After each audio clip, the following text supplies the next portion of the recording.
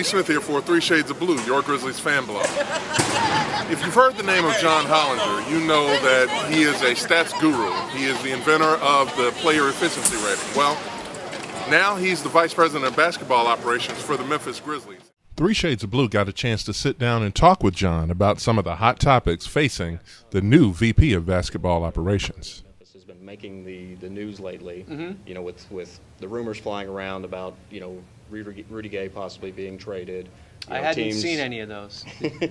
Teams calling, you know, so on and so forth. And the last time that we talked, you know, one of the questions that had come up was, you know, do you think that the team would be willing to take on salary, not necessarily shed salary, but take on salary if the right deal came along?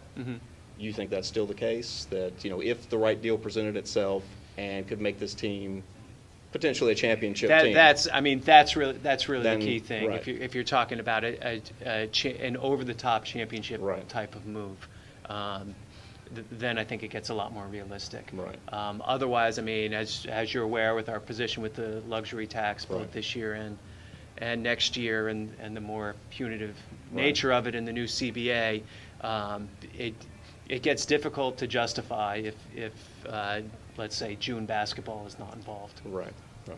What is it that you like most about this team? Just at the defensive end, they're so good. I mean, you know, we're second in defensive efficiency right now, and if you look, like, there's a big gap between 2 and 3. Yes. So us and Indiana are head and shoulders above the rest of the league at that end. Right. And Indiana's in the other conference, so we don't worry about them quite as much. Exactly. Right? So defensively, we're an elite team without any question. I mean, I think Mark is a legitimate Defensive Player of the Year candidate. Tony is, if not the best wing stopper in the game, certainly on the short list. And then our other guys all just compete and go out there and get into people, and we just have a great team concept. Right, and you've got, you know, Conley and Tony Allen both among the steals leaders, you know, the Exactly. last couple of years, so obviously a good thing. So obviously, you know, we like the defense. What is it that you see as needing, you know, improvement? Well, I think you look at 2 things with this team. One, we probably don't rebound as well as we could. Right. And then the three-point shooting, though, is probably the biggest shortcoming, especially now that Quincy's been hurt. Because Quincy was starting to move into that role where he was going to be like that floor spacer, you know, three-point weapon and defense guy. Yeah. And then hopefully he can come back when he comes back from his injury and kind of regain that. But you've seen games since then where we had a game where he had 5 three-point attempts the entire game. Right. So it makes it, you can win that way. It makes it a lot harder. Absolutely. I saw a stat today where it talked about, you know, the more we shoot threes, the better our winning percentage is. And that's true all across the league. Right. It correlates so much with offensive efficiency, and what's crazy is that the threes don't even need to go in. Right. You know, it was just a matter of shooting more. Yeah. You know, led to more victories. So, exactly. And obviously that's one of those big things to look at as far as stats go.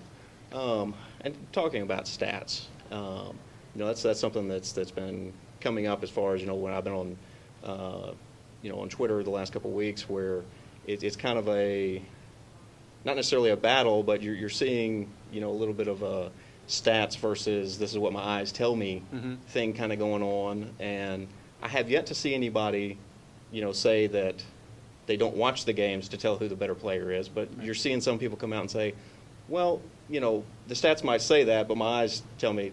Where do you kind of see the difference being there? Well, I mean, partly it's a straw man argument, because you're not saying that because you're using stats you're going to ignore everything you're seeing. I mean, that's not what we're talking about here. You really are trying to get more information to make better decisions. That's what it's all about. And I would say stats aren't the only form of that. I mean, there's all the background we do on players. There's obviously what you see on the court. There's what you find out, you know, sometimes by looking at film and really analyzing what a certain team is doing and how they're using a player and seeing. So there's all those things that go into it, but the analytics is definitely a piece of it. Good. Now, you know, for you, you know, you created a statistic, you know, that's widely used now with the player efficiency rating or PER. Tell us a little bit about, you know, what goes into that and how you decided to come up with that statistic. I came up with it because as a fan, I was really frustrated when I tried to compare players and tried to answer questions like, is player X better than player Y, or should player X be starting ahead of player Y that he's sitting on the bench behind, or all those types of questions that fans are always asking, all the classic talk radio questions. And so basketball didn't have a great way to compare apples to apples. All the stats were per game, which were hugely dependent on minutes and pace rather than equality of opportunity. I mean, baseball, for instance, a lot of their stats were based on equality of opportunity. If you look at batting average, slugging percentage, ERA, they weren't just counting stats. It was a per at bat, per inning type of stat, and basketball just didn't have that. So that's where I came up with it, because I wanted to create a per minute stat. So that was one of the reasons I actually made the acronym PER, because a per rating is what it is. But the idea is you give credits for all the positive stuff and debits for all the negative plays. Is the real shorthand version of how it works, and so you end up with just a rating of a player's per minute statistical effectiveness. What do you think the learning curve is going to be for you, moving into this new position? Hopefully it won't be too bad. I mean, so far, I think it's been, I wouldn't say easier than I expected, easier than I feared, let's say. You always have that fear, what don't I know about this that I'm getting into? Worst possible outcome. Yeah. So, but it's been great so far. So, hopefully it will continue that way.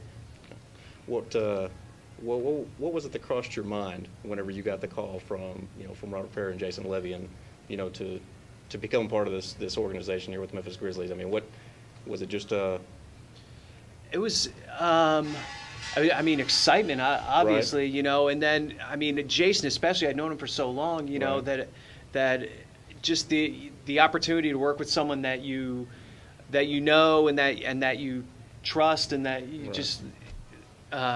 It's hard to explain, but like there's a chemistry there, I think, that makes working with him very easy.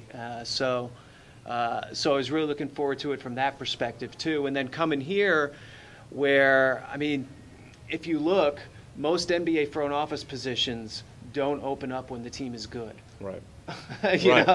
So to be able to come in and join a winning team rather than getting our brains beat in for 3 years, which a lot of guys have to do. I mean, that's I feel tremendously lucky about that.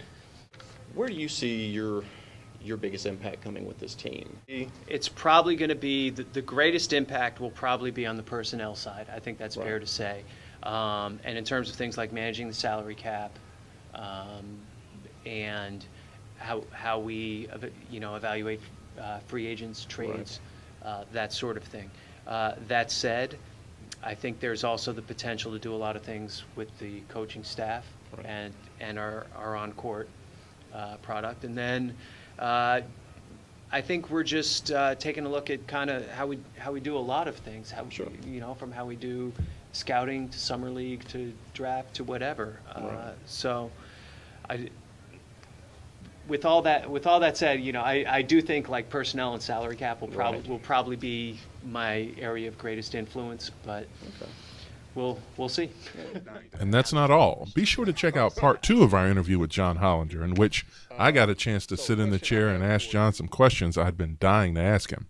Part 2 coming up.